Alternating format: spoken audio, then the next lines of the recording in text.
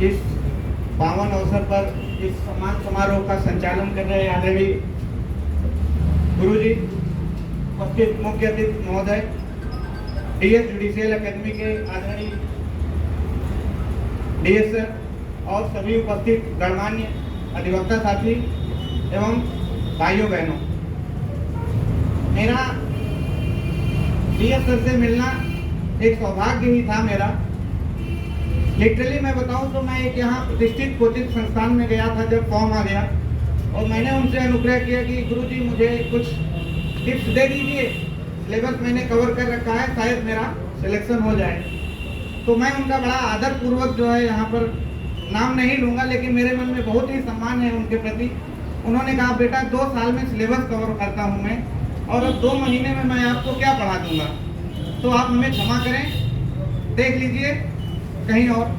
तो मेरे छोटे भाई एक गुरुजी के सानिध्य में थे, एडवोकेट दीपक यादव जी, तो उन्होंने जो है सर के पास मुझे ले आए, और सर ने जो है जैसे मैंने बताया तो सर ने भी थोड़ा सा हिचकिचाते हुए बोला कि चलिए आइए ठीक है देखते हैं। और बस मेरा एक ही सूत्रीय कार्यक्रम था कि जो गुरुजी कहे मैं बस उसका अक्षरशः पालन करते गया, और मैं आज आपके समक्ष हूँ।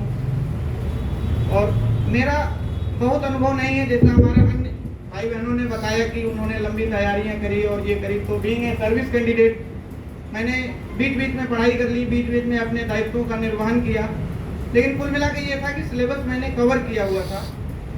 तो मैंने जब बेयर एक्ट को पहली बार पढ़ा तो मुझे लगा कि ठीक है सब ठीक है, समझ में आ गया। लेकिन जब दोबारा मैंने उसको देखा तो मुझे लगा कुछ मैंने गलत पढ़ लिया था लग रहा है। फिर से मैंने उसको अध्ययन किया। तीसरी बार में मेरा पूरा खोपड़ा साफ हो गया, मुझे लगा मैंने कुछ ही नहीं पढ़ा, सब व्यर्थ था, ये तीसरी अलग ही ठीक है।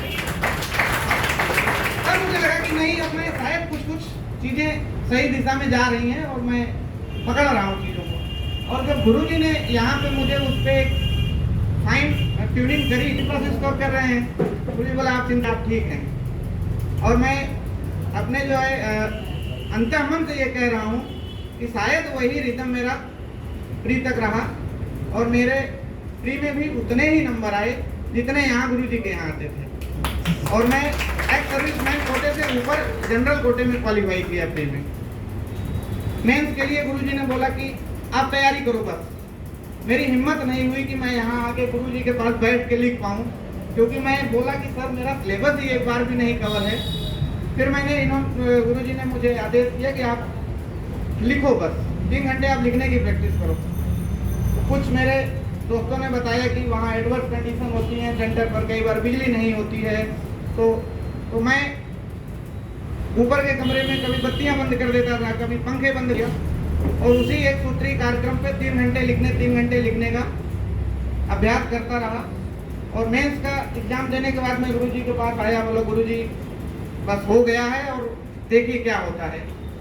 फिलहाल जब परिणाम आया तो मैं फिर गुरुजी के पास आया, बोला कुछ नहीं, आपका तो मुझे पता था, आप आइए इंटरव्यू पे, मॉक इंटरव्यू दीजिए।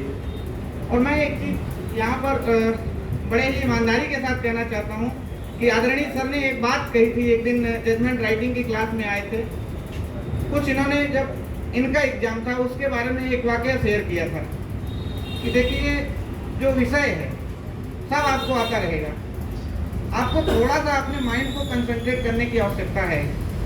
तो एक प्रश्न आया हुआ था फर्स्ट पेपर में, आईएलओ से कुछ संबंधित था, कोई कनाडा कन्वेंशन के, मैं एग्जैक्टली उसको याद नहीं कर पा रहा हूँ, तो मुझे आता नहीं था वो। लेकिन हमने कहा खाली क्यों छोड़ना, आईएलओ का है तो लेबर का ही होगा, और अभी कोविड हुआ है तो शायद उसी से जुड़ी कुछ चीज़ें होंगी। उसी लेंथ पे मैंने कुछ लिख दिया, और जब मैं आके मिलाया तो मुझे लगा कि नहीं ठीक ही मैं पहुंचा था कुछ। तो एक मार्क्स जहाँ महत्वपूर्ण होते हैं तो वहाँ एक वो सिर्फ और सिर्फ सर के थ्रू से मुझे वो चीज़ प्रेरणा मिली। नहीं तो लोगों ने डरा रखा था, अरे आयोग है तो एक लाइन काफ़ी चेक होती है, काट के 0 कर देंगे, माइनस कर देंगे। लेकिन जब सर ने बताया कि नहीं ऐसा कुछ नहीं है, आप विषय पे रहिए, बहुत ज़्यादा अगर आप इधर उधर नहीं है तो ऐसा कुछ नहीं है। तो बाकी अनुभव सब लोगों ने शेयर किया, प्री कैसे होता है, मेंस कैसे होता है, ये आप लोगों को मेरे से बेहतर पता है। बाकी जो विद्वानगण बैठे हैं उनको बताने की मुझे कोई आवश्यकता नहीं है। मैं एक चीज़ अपने थोड़ा सा मैं उम्र में आप लोगों से बड़ा हूँ, तो उस अनुभव के आधार पर मेरा हक है कि मैं शेयर करूँ।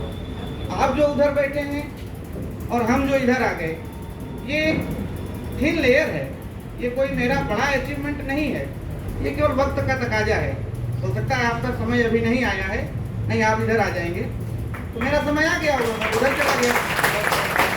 और मैं इस पवित्र क्षण पर आदरणीय हमारे जो श्री पीटी गिरी सर का बहुत विशेषता धन्यवाद जो है करना चाहता हूँ कि जिस तरह इन्होंने हमारी जो भारतीय मीमांसा है उसको जो न्याय व्यवस्था में जो है पिरोने का कार्य किया। इससे हमारे जो सभी अभी जो हमारे साथ लोग हैं, ये सब न्यायिक सेवा में हम चलेंगे और जो अभी आगे आएंगे, हम सबको इससे इसको आत्मसात करना है और किस तरह से भारतीय मीमांसा को हमें अपनी न्याय प्रणाली में अपनाना है। और हम इस तरह से जो विद्वानों से कुछ चीज़ें सीख के और भी हमें प्रयास करना चाहिए कि और भी हमारी जो भारतीय मीमांसा की चीज़ें हैं, किस तरह से हम न्याय प्रणाली में अपने उसको स्थापित करें, जिससे कि हम अपने जो है देशवासियों के लिए, अपने नागरिकों के लिए जो है न्याय की जो वो पवित्र अपना दायित्व है उसको जो है पूर्ण कर सकें। एक बार फिर से मैं सभी विद्वान उपस्थित जो है, जो यहाँ पर महानुभाव हैं, सबका आभार व्यक्त करते हुए और श्री डी.एस. सर को तहे दिल से सम्मान व्यक्त करता हूँ और आभार व्यक्त करता हूँ। धन्यवाद।